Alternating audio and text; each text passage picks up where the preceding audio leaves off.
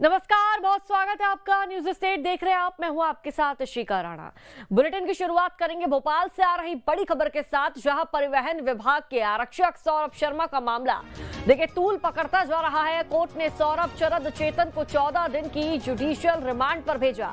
ED ने सौरभ, शरद और चेतन को कोर्ट में पेश किया। स्पेशल जज सचिन कुमार घोष की कोर्ट में पेश किया गया था। 7 दिन की रिमांड के बाद ईडी ने आज इन्हें कोर्ट में पेश किया। सौरभ शर्मा मामले में ईडी लोकायुक्त और इनकम टैक्स जांच कर रहा है। तो बड़ी जानकारी, बड़ा अपडेट, बड़ा खुलासा इस दौरान ये हो रहा है कि लगातार पहले इनकम विभाग को हमने देखा कि आईटी विभाग इस पूरे मामले में एक्शन लेता हुआ नजर आया, लेकिन अब ईडी इस पूरे मामले में तहकीकात कर रही है। और अब देखिए सौरभ शर्मा काफी लंबे वक्त से, यानी कि लगभग 1 हफ्ते का वक्त हम कहें इसको, ईडी की रिमांड पर थे। आज इनको कोर्ट में पेश किया गया और अब इनको जेल भेज दिया गया है। कोर्ट में आदेश दिया गया और देखिए इनको अब जेल भेज दिया गया है। लेकिन इस बीच ईडी के हाथ कई बड़े खुलासे लगे हैं, यहाँ पर सबूत लगे हैं। और बात अगर हम आयकर विभाग की कर ले या फिर लोकायुक्त की टीम कर ले, तो लगातार सौरभ शर्मा से लंबे वक्त से पूछताछ चल रही थी, लेकिन अब ये मामला लगातार तूल पकड़ता जा रहा है। सौरभ शर्मा मामले में ईडी, लोकायुक्त और इनकम टैक्स जांच कर रही है। देखिए 7 दिन की रिमांड पर ईडी को सौंपा गया था और अब 7 दिन की रिमांड के बाद ईडी ने आज इन तीनों को कोर्ट में पेश किया। और ज्यादा जानकारी साझा करेंगे भोपाल से संदीप हमरकर हमारे साथ लाइव जुड़ चुके हैं। संदीप, लगातार अब सौरभ शर्मा का जो मामला है तूल पकड़ता नजर आ रहा है। ईडी की हिरासत में थे, ईडी पूछताछ के लिए ईडी से पूछताछ कर रही थी और 1 हफ्ते तक ईडी की रिमांड पर थे और आज उन्हें कोर्ट में पेश किया गया। आगे क्या जानकारी, क्या अपडेट? देखिए, ईडी ने जो सौरभ शर्मा, चेतन और शरद से पूछताछ की है, उसमें उससे पूछा गया है कि प्रॉपर्टी के जो पेपर्स हैं, जो आमदनी है, वो कहाँ से आई है।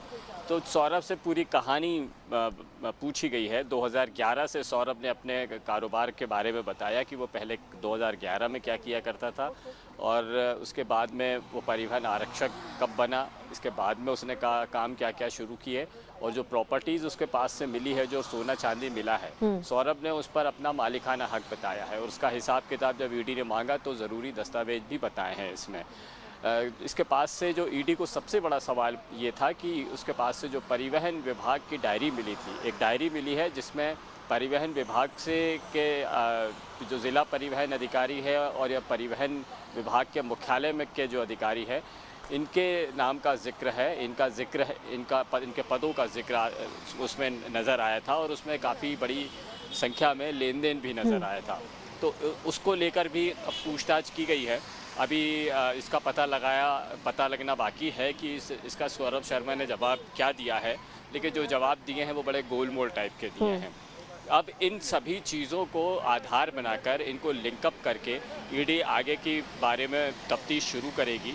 और ईडी ने जो अब जो अगला रुख अपनाया है, जो डायरी में जो नाम मिले हैं उनको नोटिसेस जो सर्व किए हैं, इन नोटिसेस पर जो जवाब तलब किया गया है ज़िला परिवहन अधिकारी और परिवहन विभाग के मुख्यालय के अधिकारियों से, इनको नोटिस देकर उनको बुलाया जाएगा और बारी बारी पूछताछ की जाएगी। और चूँकि बहुत सारी जानकारियाँ मिल चुकी है, अब ईडी को उस पर अगली कार्रवाई करनी है और इसीलिए अब उसको ईडी ने अपनी हिरासत में रखने की बजाय, अपने रिमांड पर लेने की बजाय अदालत को सौंप दिया है। अदालत ने उसको 14 दिन के लिए न्यायिक हिरासत में जेल में भेज दिया है। अब अभी उससे किसी और एजेंसी को पूछताछ करनी होगी तो वो रिमांड अदालत से मांगेंगे और उसके आधार पर अदालत अगला फैसला लेगी और विचार करेगी। इसमें अहम बात यह है कि अभी तक सौरभ शर्मा, शरद और चेतन, इन तीनों के रिश्तों के आपस के बारे में पता लगाया गया है, उससे पूछताछ की गई है। इनके जो दीगर रिश्ते हैं, अलग अलग प्रॉपर्टीज़ हैं, इनके किन किन लोगों से ताल्लुकात हैं, कहाँ कहाँ इन्होंने इन्वेस्टमेंट करके रखा है, बिजनेस पार्टनर्स कौन है, इन लोगों से भी पूछताछ का सिलसिला अब आगे बढ़ेगा। यानी अब थोड़ी पूछताछ ऐसा लग रहा है। बिल्कुल संदीप, पूछताछ तो इनसे चल ही रही है, लेकिन मामला सुलझने की जगह और उलझता जा रहा है। जिस तरह से हम देख रहे हैं, एक के बाद एक क्लू ईडी के हाथ लग रहे हैं, आयकर यहाँ पर लोकायुक्त की टीम के हाथ लग रहे हैं, लेकिन जानकारी के अनुसार परिवहन विभाग से जुड़े और सौरभ शर्मा के करीबियों से जुड़े 50 लोगों को ईडी की टीम ने नोटिस भेजा था। क्या वो लोग पेश हुए? क्या उन लोगों से पूछताछ की गई? और जो सौरभ शर्मा के परिजन हैं, जो करीबी है, क्या उनसे पूछताछ चल रही है? क्योंकि सीसीटीवी कैमरे के आधार से अगर बात करें तो हम कई लोग सौरभ शर्मा के दफ्तर आया जाया करते थे, सौरभ शर्मा की उनसे रेगुलर बेसिस पर बात होती थी।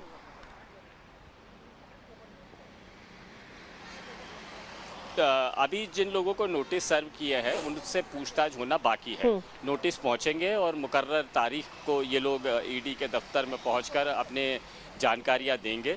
तो अभी ये पूछताछ होना बाकी है। पूछताछ के बाद में फिर नतीजों पर पहुंचेगी ईडी की अगली कार्रवाई किस तरह की जाएगी।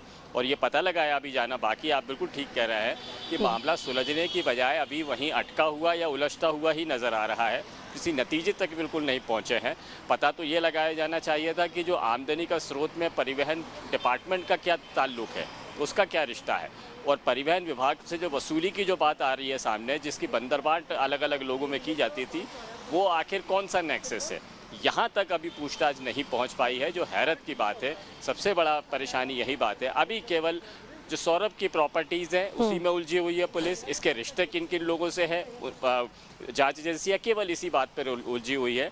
उसके आमदनी के स्रोतों के बारे में मैं अभी तक जानकारी हासिल करने में कामयाब नहीं हो पाई है, ईडी हो चाहे लोकायुक्त हो।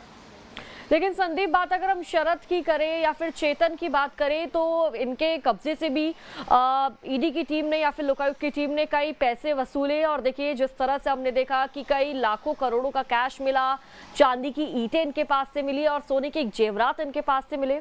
क्या इनके परिजनों से पूछताछ चल रही है, तफ्तीश चल रही है?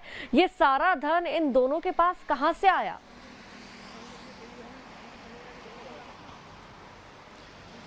देखिए, ये तीनों नाम ज़रूर अलग अलग नज़र आते हैं, लेकिन ये केवल सौरभ शर्मा के असिस्टेंट्स के तौर पर आप इनको देख सकते हैं। शरद और जो चेतन है, ये 3-4 साल पहले हुई मुलाकातें हैं इनकी, और ये सौरभ शर्मा के बिजनेस से जुड़े हुए लोग हैं।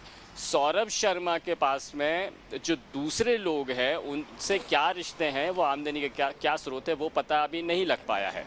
और जहाँ तक बात है तो चेतन है, चेतन 3-4 साल पहले ही कांटेक्ट में आया था सौरभ के, और सौरभ के अलग अलग कामों में उसका हाथ बटाया जाता था, उसके कुछ बिजनेस संभाले थे। और जो शरद है, शरद की मुलाकात तो 2011 के साथ में ही हो गई थी, जब उसने प्रॉपर्टी के बिजनेस में कदम रखा था। माफ़ कीजिए, 2014 से हो गई थी शरद से मुलाकात। उसके प्रॉपर्टी के बिजनेस में ये केवल जो काम सौंपता था सौरभ, वो काम करता था, और एक ये कह लें कि अब तनख्वाह पर काम करने वाला एक शख्स रहा है। इसके बाद में धीरे धीरे उसके विश्वास इन सब दोनों लोगों पर सौरभ का बढ़ता गया और उनको बड़ी बड़ी जिम्मेदारियां दी जाने लगी। लेकिन ये बेहद छोटे लोग थे जो सौरभ से जुड़ने के बाद में ये करोड़पति ये भी बनते गए। इनको अलग अलग प्रॉपर्टी में इनको हिस्सेदारी दी गई थी। लेकिन सौरभ कमा रहा है और उसमें चेतन और शरद जैसे अपने जो अधीन काम करने वाले लोगों को पार्टनर बना रहा है। ये थोड़ी इस तरह की चीज़ें हैं जो जब काली कमाई के बिजनेस की जब हम बात करते हैं, इस तरह के मामलों को देखते हैं, तब छोटे लोगों को बिजनेस पार्टनर्स तभी बनाया जाता है जब आपके पास में काली कमाई का अकूत भंडार मौजूद हो। तो ये उसी तरह का एक समझ में तो आता है कि कुछ ना कुछ यहाँ पे गड़बड़ ज़रूर है। लेकिन अभी तक जांच एजेंसियाँ यहाँ पहुँच नहीं पाई है, और इसीलिए ये मामला सियासी तूल भी पकड़ रहा है। अभी पिछले दिनों उमंग सिंघार ने भी प्रेस कॉन्फ्रेंस लेके इसी बात को उठाया था कि परिवहन विभाग तक तो आप पहुंच ही नहीं पाए हैं, उन अधिकारियों से पूछताछ नहीं हो पाई है। तो अब शायद इस दबाव में जांच एजेंसियां उन लोगों को जो नोटिस सर्व किए हैं उनसे पूछताछ करेगी और किसी ऐसे नतीजे पर पहुंचेगी जिसमें पता लगेगा कि इसमें आखिर काली कमाई के और दूसरे सोर्सेज कौन है। सौरभ शर्मा केवल एक कटर मात्र है, किसी और के संरक्षण में परिवहन डिपार्टमेंट में ये सारे गड़बड़ झाले होते थे, वसूली होती थी और उसको बंदरबाट अलग अलग लोगों में होनी थी। तो सौरभ शर्मा के ऊपर संरक्षण किसका था, बंदरबाट किन किन लोगों में होनी थी, ये सब चीज़ें अभी नहीं निकल पाई हैं और इसी बात का इंतज़ार है। बिल्कुल संदीप, किसका हाथ सौरभ, चेतन और शरद के सिर पर है, ये जानना, पता लगाना बेहद महत्वपूर्ण है। फिलहाल आपका बहुत बहुत शुक्रिया अपडेट जानकारी हम तक साझा करने के लिए।